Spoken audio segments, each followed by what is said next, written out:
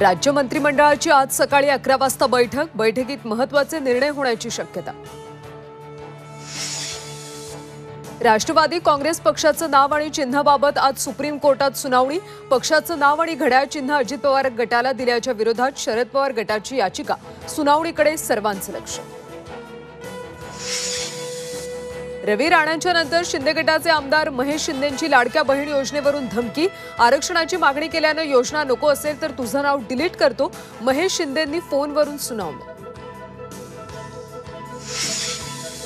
शिर्डीत साईबाबांचं दर्शन घेतल्यानंतर मनोज जरांगे नाशिकला रवाना होणार। नाशिकमध्ये जरांगेंच्या दौऱ्याची आज सांगता, दौऱ्यामुळे शाळांना सुट्टी। नाशिकमध्ये ठाकरे गटाचे नेते अद्वै हिरेंना 9 महिन्यानंतर जामीन मंजूर। शिवसेना ठाकरे गटाला विधानसभेपूर्वी मोठा दिलासा।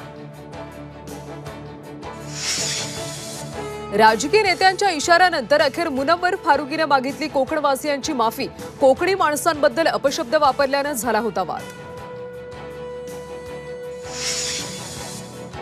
कुस्तीपटू विनेश फोगाटच्या सिल्वर मेडल याचिकेवर सीएसचा आज येणार निर्णय। विनेशला सिल्वर मिळणार का याकडे लक्ष।